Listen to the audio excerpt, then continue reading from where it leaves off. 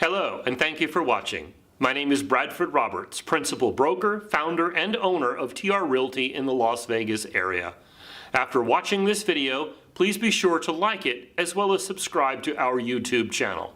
Download the pertinent handouts for this video by clicking the link in the comments below. Now let's get started. Negotiating the short sale is part of your job as the listing agent. I highly recommend that you stay away from short sale negotiating companies. And in the state of Nevada, a short sale negotiation company would require a license by the MLD anyway. That's the Mortgage and Lending Division. There's just too many scams with these companies, and I've never seen that they can do anything that a real estate agent can't do if they put their mind to it. They have no magical fairy dust that they could sprinkle on a deal to get it approved. Now keep in mind that the bank is going to weigh four things, right? They've already taken a loss here. The question is, how much of a loss are they going to take? If you've got a homeowner who is in distress, not able or not willing to make their payments, the bank is already taking or about to take a loss. But it is the bank's job to mitigate that loss and make it as minimal as possible. So the bank is going to weigh a loan modification, a deed in lieu of foreclosure, an actual foreclosure, or a short sale. Those are the four things that the bank is going to look at, and they're going to choose the one that nets them the most money. And an interesting piece of data that you need when you're negotiating a short sale is to understand just how those numbers will bear out. Because on average, if a bank grants a short sale, they will lose about 40% of their investment, about 40% of the principal of the loan amount. However, in a foreclosure situation, they will lose on average about 65% of their principal. So let's do some basic math here. Let's say that there's a loan on a property for $200,000. If the bank loses 40% in a short sale, 40% of $200,000 is going to be an $80,000 loss, right? If they allow that property to go to foreclosure, they're going to lose on average 65% of their principal, which I believe comes out to a loss of $130,000. So just on a $200,000 loan, we're looking about a difference of $50,000 on average between granting a short sale and actually pulling the trigger on the foreclosure. So this is a piece of data. These are some numbers that you probably need to know while you are negotiating with that lender. Sometimes they try to take a really hard line with you, threatening to send the property into foreclosure. It's probably not financial advantageous for them to do that. And those of you watching these videos in sequence, you already know about negotiating a short sale to get lien release versus negotiating a short sale to get lien release and full satisfaction. If you remember, I stated that the National Association of Realtors only considers a short sale to be successful when we have achieved both lien release, which allows the property to convey, and full satisfaction, meaning that that former homeowner is not going to be exposed to future collection efforts and possible garnishments as well. So bottom line here is I believe we get full satisfaction. And if we don't get full satisfaction, we are leaving a whole lot of liability and exposure for us as real estate professionals. And sometimes when it comes to full satisfaction, you have to, quote unquote, buy that full satisfaction. Sometimes there are situations where you might be doing a strategic default short sale and the homeowner is not behind in their payments, or they might have good credit, or they might be current with their credit cards and car loans and that sort of thing, and the bank might be questioning why they would even consider doing a short sale, much less giving full satisfaction, completely letting that homeowner off the hook for the deficiency balance. So there are times that we may have to buy that full satisfaction by offering some money at the closing table. It is perfectly legal, and there are times that a homeowner may have to put some amount of money into the short sale transaction to get that short sale approved and to get that full satisfaction. And obviously the amount would vary depending on the lender, depending on the loan type, and depending on the amount of the deficiency and circumstances as well. And here's something interesting I want you to know. For loans that were taken out in Nevada after October 1st of 2009, deficiencies are prohibited. Now, there's some caveats to that. One caveat is that this loan that we're talking about doing a short sale has to be a purchase money loan, okay? It cannot be a refinanced loan. So if they took out their original loan to purchase the property before October 1st, 2009, and it has not been refinanced, and it has been held by a bank or financial institution continuously, and one more caveat, if that's a single-family residence that has been occupied continuously by that borrower, then under all of those circumstances, the deficiency judgment in Nevada would be prohibited. So that means that you don't have to worry about getting full satisfaction. It would be automatic full satisfaction in Nevada. In my last video, we talked about the Nevada Homeowner Bill of Rights, which is known as Senate Bill 321. And I did mention to you that that was enacted in 2013. There's another component that I didn't tell you about. I saved it for now because I thought it would make more sense. And that is that the SB 321 prohibits something known as dual tracking. Dual tracking. And also the Consumer Financial Protection Bureau, as you probably know, that's federal law.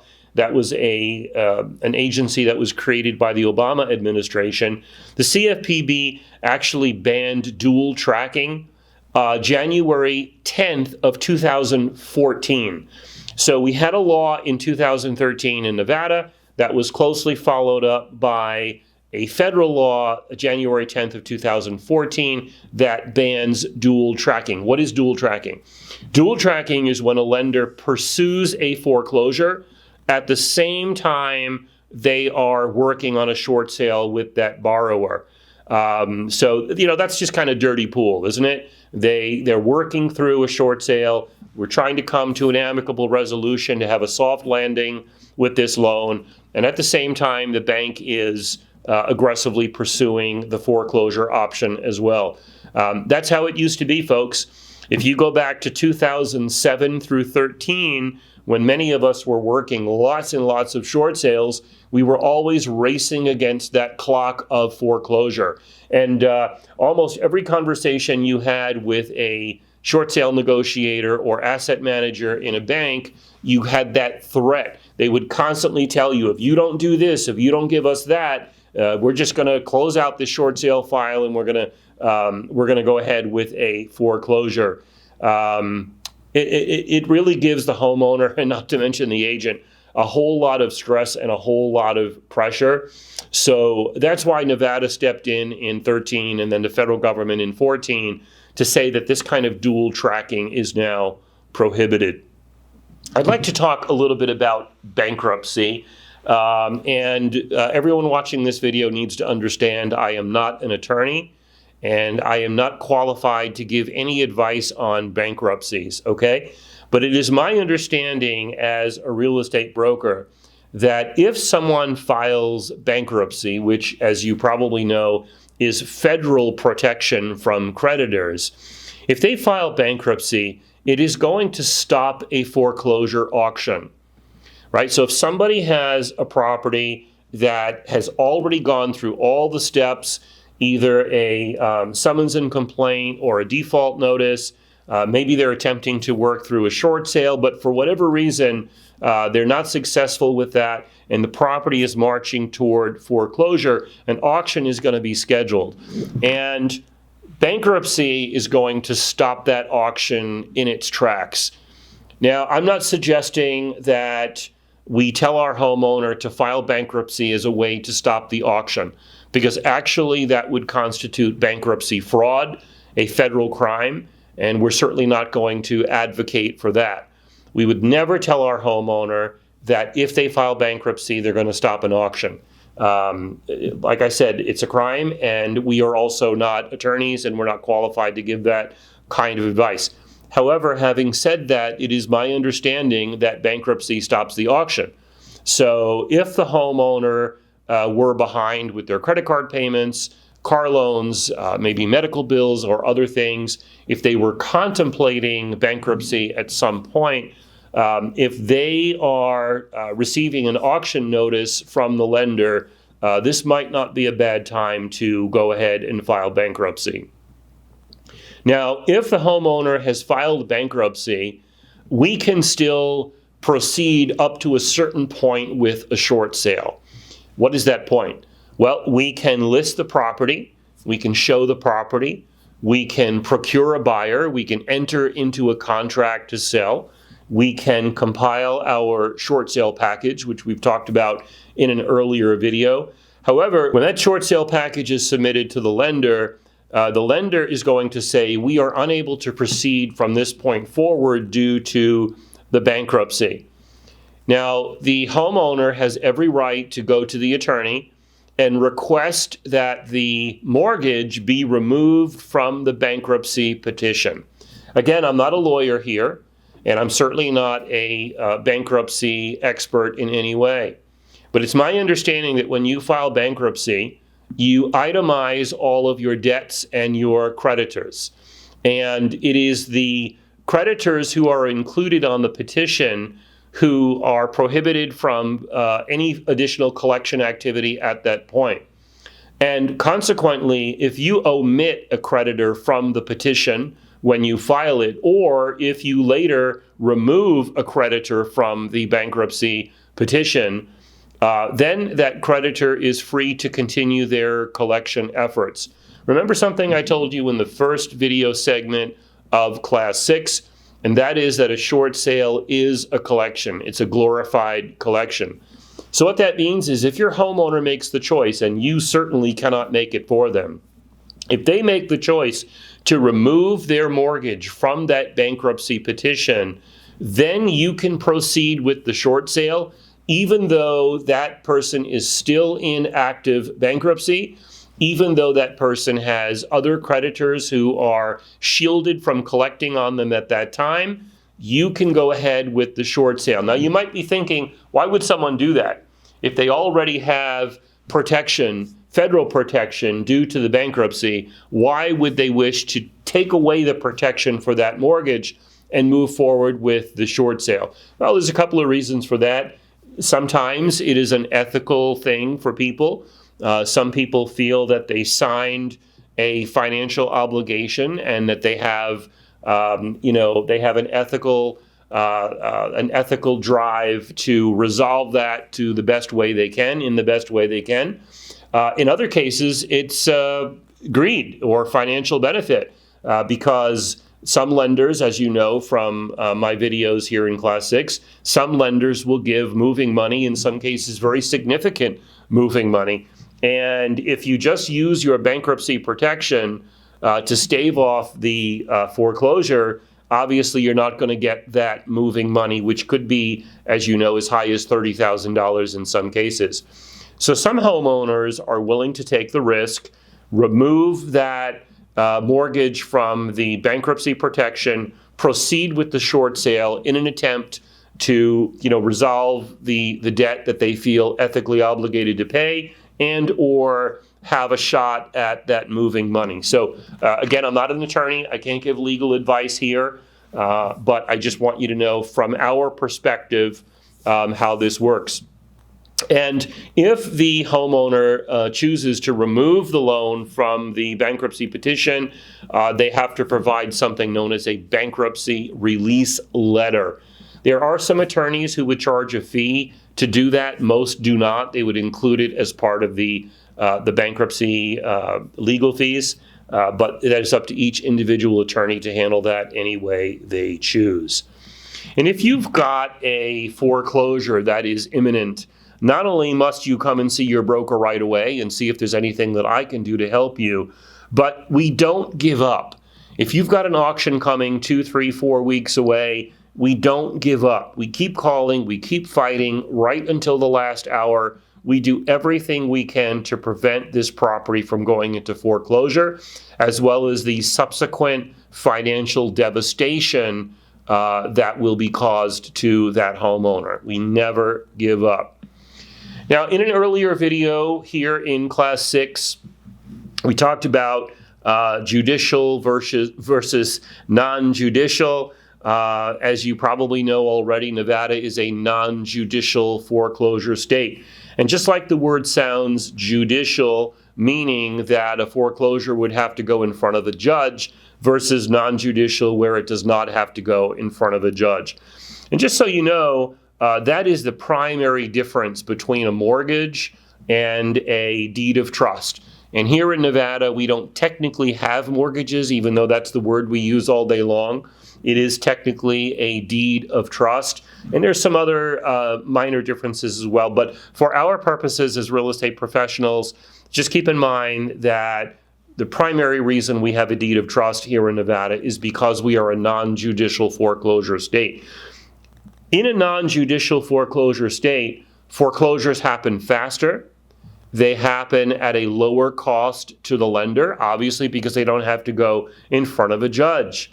And that makes a state like Nevada more investor-friendly, as opposed to a state like California, where the process is very, very lengthy compared to Nevada.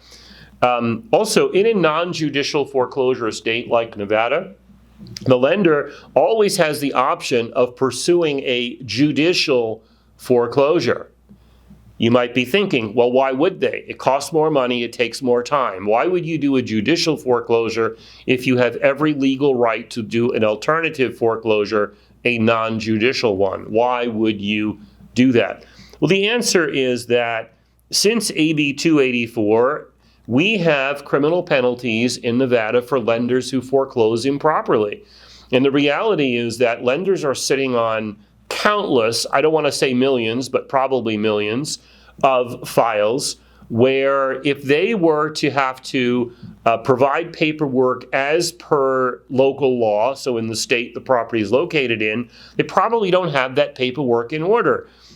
Most of us know that via the MERS system, Mortgage Electronic Registration System, in case you don't know that, these mortgages get sold, they get transferred, sometimes they get serviced by a third-party company, sometimes mortgages get bundled and sold, and ownership, legal ownership of the note can become murky and uncertain in some cases.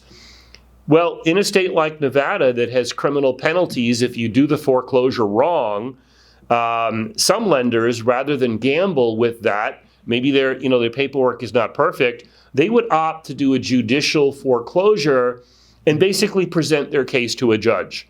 And I'm going to grossly oversimplify here, right? But let's say the foreclosure process is 50 pages and the lender has 48 of those pages or missing a couple of pages. Maybe they're innocuous pages, maybe they're insignificant pages, but they don't have it all. There's a case where they might go in front of a judge. They might take the time and spend the money to go in front of a judge and say, look, we don't have everything that we're supposed to have. We have almost everything we're supposed to have. Would you grant a foreclosure? And then the judge can say yes or say no. Also, when it comes to foreclosures, there are redemption states and there are non-redemption states. Nevada is a non-redemption state.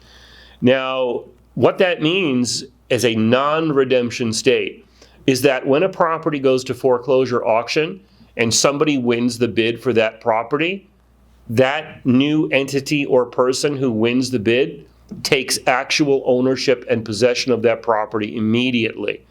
There are some states where there is a holding period, a waiting period, if you will, between the foreclosure auction when the seller loses the property and the buyer can actually start using and enjoying that property. So there's like a period of time during which that former homeowner could, if some miracle happens, they could come back, they could pay everything they owe, plus the legal fees, plus the court costs, and they could reclaim that property. They could redeem that property out of the foreclosure sale. We have no redemption here in Nevada, except in one case. There is a 1-year right of redemption in Nevada in cases of a judicial foreclosure. So if that lender has no choice and they have to go through judicial foreclosure, there does exist that right of redemption in Nevada, but in a non-judicial foreclosure process, no such right exists in Nevada. Sometimes you might hear from the lender that your short sale file is or will be service released. And I want you to know the term service released. It can sound a little scary. It can sound as if somehow your short sale is being denied or your file is being closed. That's not happening at all. When a file is service released, it is simply sent to another company or another vendor for processing, okay? So these things happen all the time. Again, loans are bought and sold and packaged and serviced, and they go all over the place. Very few loans these days are remaining with the original lender all the way through the date of satisfaction. So this could help you or this could hurt you, right? If you're dealing with somebody at the bank who's being unreasonable or uncooperative, being service released means you're going to start all over again with somebody else, which, as I said, that could be a good thing. You might be happy with a fresh start. Let's talk a little bit about the nuances and details of negotiating the short sale. When you contact the lender, the first thing that I recommend you do before you even say why you're calling, you can give a loan number, you give your name, you give your company, but before you get into the details of why you're calling, you need to get that employee's ID number. Now, everyone who works for a financial institution is required to have some unique identifying number. And some lenders call it an ID number, some call it a badge number, some call it a desk number, some simply refer to it as an extension. If that representative tells you they don't have a number, BS. Don't tell them why you're calling. Don't get into any details. Get a supervisor on the line. They are required to get you in touch with a supervisor either during the call or to have someone call you back. Believe me, the supervisor is going to provide their ID number. And, we need to keep very detailed notes on every single step that we take in the short sale process. Every single person we talk to, we need to have notes. We need to know the day, the time, the topic, all of those things, so we can always go back and trace our conversations. Also, if you're not familiar with the term warm transfer, let me just explain briefly. I'm sure many of you watching this video right now have had the experience where you call the electric company or the cable company or cell phone company or the bank or whatever. And you stay on hold and you're waiting to talk to someone. And when you finally get someone, it turns out it's the wrong department. They have to transfer you to some other person or some other department. And then when they transfer you, the call gets disconnected, or you end up at a voicemail, or something like that happens. Isn't that really frustrating and annoying? So there's something known as a warm transfer, which means that the person who's transferring you to someone else must stay on the line and ensure that someone actually picks up. And in a financial institution, they have to do that. So if someone says, oh, you've got the short sale ABC department, you really wanted the short sale XYZ department, let me put you on hold and transfer your call over there. You say, hold on, before you put me on hold, I'm requesting a warm transfer. That's probably going to save you an awful lot of time. You're going to face the situation when you cannot reach your negotiator, okay? These people spend a lot of time on the phone. They also spend a lot of time dodging phone calls, in my experience. So you make a reasonable attempt to reach your negotiator, but if you're unable to do so, then you need to call the main number for the financial institution and ask them to use their instant messenger system. Every bank that I know has an internal system. It's just like the AOL Instant Messenger from the 1990s, if any of you remember that, where a window pops up on their screen and lets them know that an incoming call is there for them. So, if this guy's sitting at his desk and he's texting away with his girlfriend or whatever, and he doesn't want to take any phone calls, all of a sudden that window pops up on his screen, tells him he's got an incoming call. And now, by the way, the system is going to record that. So he needs to take your call. And I also want to tell you that almost every lender has something called an escalations department. Some of them will deny they have such a thing, okay? But they do have an escalations department, which is staffed by kind of higher level managerial people who are cross-trained on many different functions in many different departments. These are allegedly the problem solvers. So if you find yourself in a situation where you're just not making any headway with the negotiator, or you find they're unreasonable or unreachable or slow, or you're stuck somewhere on the paperwork or whatever, just keep in mind that most lenders will have that escalations department. And if you request a transfer to escalations, they have to give it to you. When it comes to negotiating a CIC lien that may exist on the property, common interest community lien, keep in mind that in the state of Nevada, CIC liens have something called super priority lien status. And a court decision in 2014 said that if a property was foreclosed with a super priority lien, the first deed of trust, meaning the first mortgage, was going to be extinguished or wiped out. Then a decision by the Nevada Appellate Court said that the opt-in requirement was illegal, meaning that CICs were foreclosing without ever notifying the lender or having to notify the lender because the lenders never opted in to their communication. So obviously that's crap, right? So then the Nevada Supreme Court upheld the purchase of super priority liens and extinguishing the first mortgage. So this may even head to the U.S. Supreme Court to be resolved at some point, because in my opinion, this cannot or should not stand. And in the meantime, there were about 3,000 of these properties that were foreclosed on by their common interest community.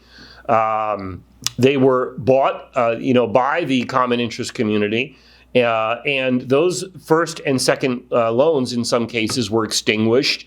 They turn around, resold those properties for great profits, and now the titles are clouded. In fact, the buyer of a super priority lien foreclosed property, and that's a mouthful, can only purchase with a certain type of title known as quiet title, not regular title. These properties cannot be financed. They have to be purchased with cash, and LVR prohibits them from being in multiple listing service anyway. So we cannot touch these properties. Most homeowners associations and condo associations realized that even though it was legal to foreclose, taking advantage of their super priority lien status, that it would extinguish the first and second mortgage on the property. It didn't seem right. It didn't smell right. And in my opinion, it isn't right. So most associations exercised restraint and did not pull the trigger on those kinds of foreclosures. I mean, after all, somebody could have been a few months behind with their HOA payment. The debt could have been just maybe a few $100s or so. And now the association forecloses, and the first mortgage that could be in the hundreds of thousands of dollars gets completely wiped out. Doesn't seem right, does it? So we as real estate professionals need to stay away from these 3,000 properties or so in the state of Nevada where the association foreclosed using their super priority lien status. And something else you need to know about CIC liens is that under Nevada law, if a property goes to foreclosure, the CIC can only collect an amount of money equal to 9 months worth of principal payments. So let's say, as an example, your HOA payment is $100 a month, and you're not paying it because you're not paying your mortgage either, right? And time is passing, the debt is accumulating, they start to charge you late fees, maybe they send you into collections, there's collection fees, or maybe they're dealing with a lawyer who charges legal fees. Well, if that property goes to foreclosure, the only thing that that association is going to get is $900. 9 principal payments. They're not going to get any late fees, they're not going to get collection costs, and they're not going to get attorney's fees either.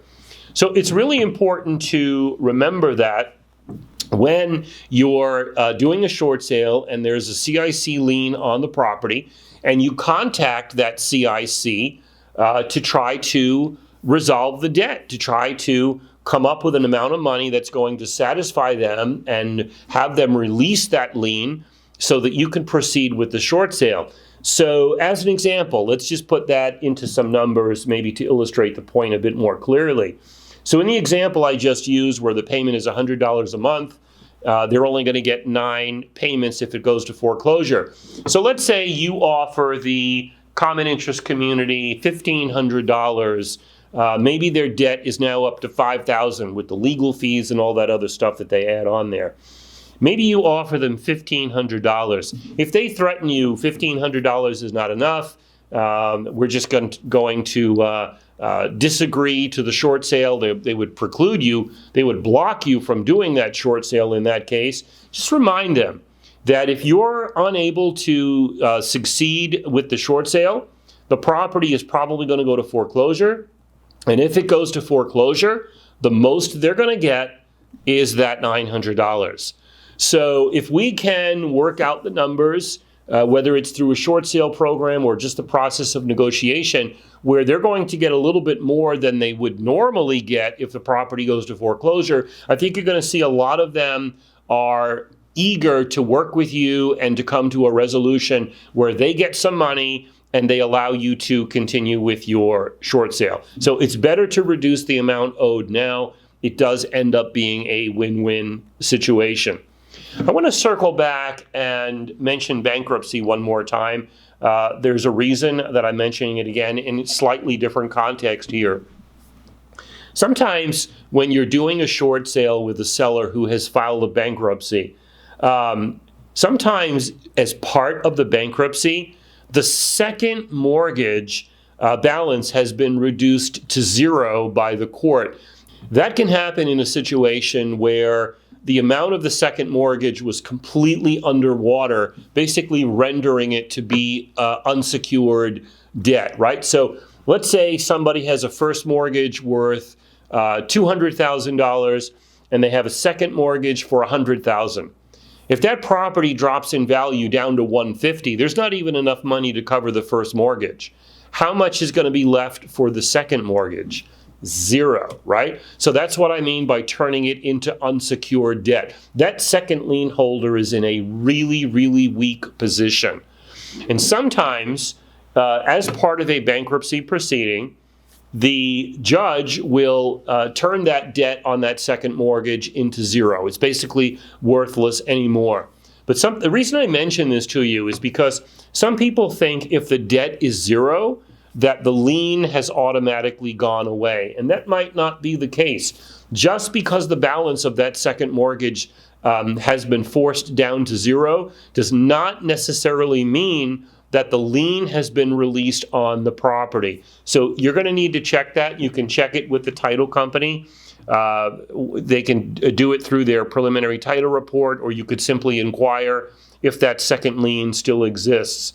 But if that second lien does exist, even with a 0 balance, you're going to have to negotiate with that lender. So the discharge of debt does not automatically mean that the lien has been released. And I've done a lot of short sale files where we had to offer a couple $100, maybe $500 to that second lien holder just so they would file the paperwork to release that lien and allow us to move forward with the short sale.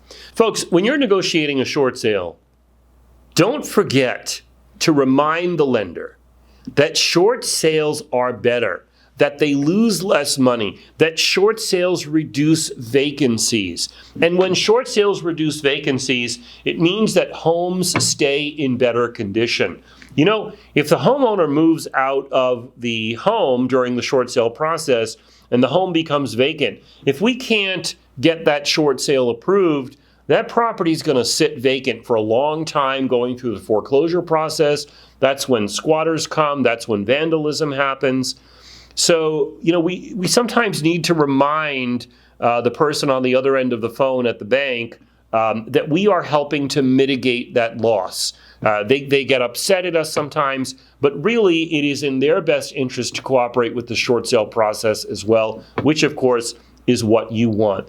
You know, the harder the bank makes it for you and your seller, the more you're likely to give them, because you just want to get this deal done, right? And folks, that is part of their negotiating strategy. They will delay and they will hammer you. Sometimes they'll come back at you with a counteroffer that's unrealistic. Sometimes they're going to ask you to reduce your commission. Well, you might be likely to grant that commission reduction if you've been working long and working hard on that file. So just don't forget that that is part of their negotiating strategy. Don't submit more than one contract to a short sale lender. This is not an REO, right? The lender does not own the property. A lot of agents make a mistake here because a lot of agents remember that they are legally required to submit every offer. Yes, you are legally required to submit every offer to the seller, not to the bank. Again, different than an REO. So if you submit more than one offer or contract to the short sale lender, what message are you sending to them, right? Maybe the price is too low, the property's in demand. What do you think that's going to do to your negotiating position? Remember, a contract to buy a short sale is a contract between a buyer and the seller. It is not a contract between the buyer and the bank. The bank is just a contingency in the contract. So back in my video series class 4, we talk about how to take backup offers, and I said highly recommend that you take backup offers in the short sale process, that you use my clause to effectuate those as backup offers. I highly recommend you do that, but remember, you do not submit them to the bank. It will slow the process, it will complicate the process, and it will make your negotiations much more difficult. And if the negotiations take too long or the short sale lender demands too much, you might lose your buyer. And if the buyer drops out, some lenders, like Bank of America as an example, they will allow what they call substitute buyers. I want to tell you how that works. Chances are they're not going to tell you. So you have to know about a process known as a soft decline. So folks, a lot of agents will make the mistake. If they lose the buyer in their short sale, they'll get on the phone with the lender and say, we lost the buyer. And now the lender's going to close out the short sale file completely. And when you turn around and find another buyer, you have to start the entire process from the beginning. Pay stubs, bank statements, tax returns, hardship letter, all the things that you guys watching this video saw in my list. Pretty lengthy and complicated, right? So if you know about something called the soft decline, what's going to happen is the lender is going to freeze the file. They're not going to close it. They're going to freeze it. They're going to retain all of that documentation that you submitted, and they will allow you to simply substitute a new buyer. So a new contract, a few of the documents will have to be replaced. The preliminary settlement statement will have to be replaced, but the majority of financial paperwork and other stuff that was provided by your seller is going to remain in place. That's a soft decline, and if you know about it, it can save you a lot of time. When the bank counter offers you, as they're going to do probably 99% of the time, don't just go back to the buyer and say, the bank wants some higher amount of money, that's an easy way to lose the buyer. So think for a second.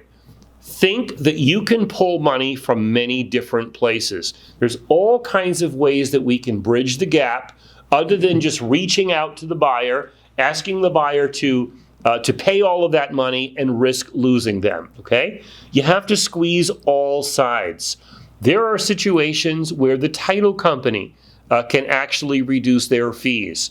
There are times when the buyer's lender may make a contribution, because if the short sale doesn't get approved, the buyers can't buy, right? And if the buyers can't buy, they're not getting the mortgage. So guess which mortgage broker is not going to get his fees? So there's times even the buyer's lender will make a contribution. Also, the brokers are able to make contributions if you're so inclined to do that. Of course, you need your broker's permission, because all commissions belong to the broker, not the agent. But sometimes the agents or brokers are willing to throw some money into the transaction to help bridge that gap. Also, there are situations where sellers might wish to bring some money to the table as well to help close that gap so they can get that short sale closed. So whether it's coming from the buyer, the seller, the buyer's broker, the seller's broker, the buyer's lender, the title company, or some combination of all of those parties, there are many ways that we can take the offer that's on the table, we can take the counter offer from the lender, and we can attempt to bridge that gap. And that's even before you do your own counter offer. Because banks are required, in some cases, to counteroffer. If you offer them $1 trillion gazillion for the property, chances are they're going to come back and say, we want $2 trillion gazillion, okay? That is the strategy that a lot of lenders, a lot of asset managers will use. It doesn't mean that's their bottom line. It doesn't mean that's the number you have to attain. So it's all part of that negotiating process. Squeeze all the sides, come up with the money you can come up with, and go ahead and make that counteroffer to the bank. You might be surprised. You're just going to have to play with all the numbers. Don't automatically go back to the buyer, or chances are you're going to kill your deal. Sometimes I have counteroffered a short sale lender with my original offer. So think about that for a second. I put X amount of money on the table. The lender comes back and says, no, it's not enough. We need a whole lot more money. And I counteroffer their counteroffer with my original offer, and I've actually gotten it approved. And I had a negotiator tell me one time, your number's fine. It's just that we're required to counteroffer. We're required to get more. And he said to me, most real estate agents are so weak that when we do this, they will find more money for us. So I've had many cases where I countered with my original offer and they actually accepted it. There's something else I want you to know about here, known as a value dispute. So I've had this happen, luckily not too many times, but I've seen it happen to other people as well, where the bank will hire some agent to go out and do a BPO, a broker price opinion. It rarely happens with an actual appraisal, because appraisers are generally a lot more professional and accurate. But where the value comes into the lender, and now the lender is married to the value, okay? I had a situation one time where I was short selling in a condo community where, unfortunately, all the condos had dropped to about $50,000 each. And if you looked over the previous few months, pretty much every transaction was about 50,000. 50,500, 51, 49.5, 49.9. Everything was really, really close to 50,000. And I was doing the short sale, and the lender came back. They had hired some lackey agent somewhere who went out and did a BPO on the property. They probably earned, $40 for their time. And the value that they submitted to the lender was $150,000, triple the current market value of the property. And the lender was married to it. No matter what we did, the lender would not move off of that $150,000 valuation. even though nothing had even sold for $55,000, much less $150,000 in over a year.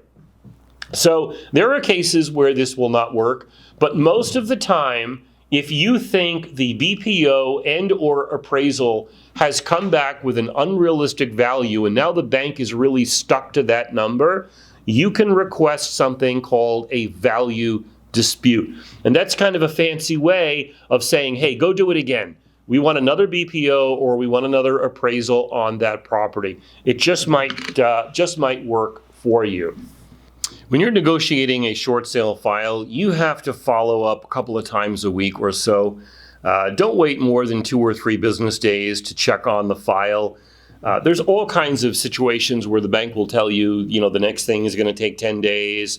This is going to take a couple of weeks or whatever. Don't believe them, and don't believe that they even started that process. So this is a great way to send your homeowner into foreclosure if you're not careful. Follow up on your file. Don't worry about what the bank is telling you. You don't have to call. Don't call us.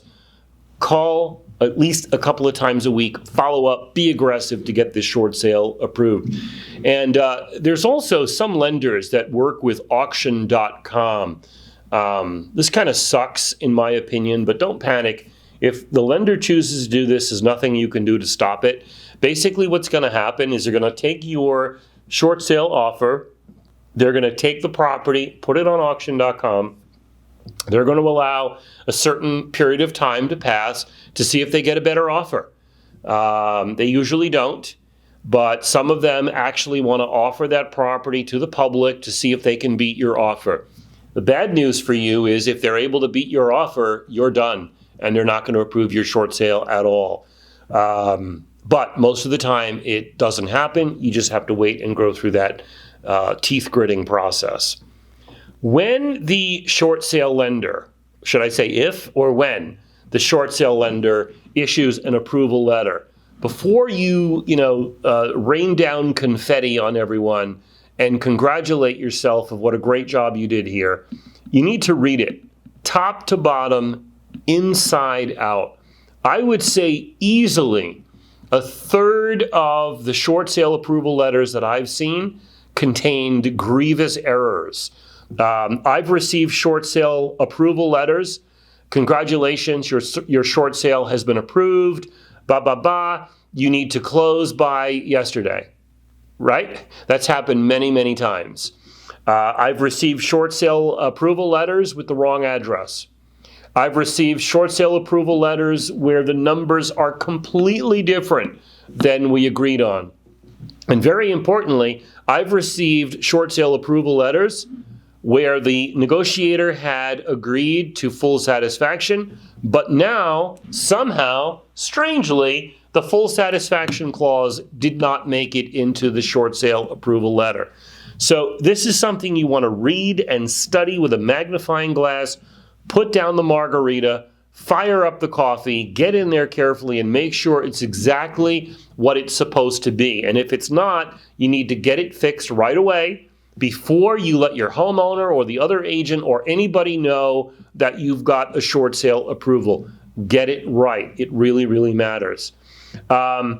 Make sure the approval letter gives you ample time to close. I kind of touched on that, right? So, sometimes you're working with a bank for 6 months or 8 months or longer, and then they give you a short sale approval and they say you need to close in 10 days.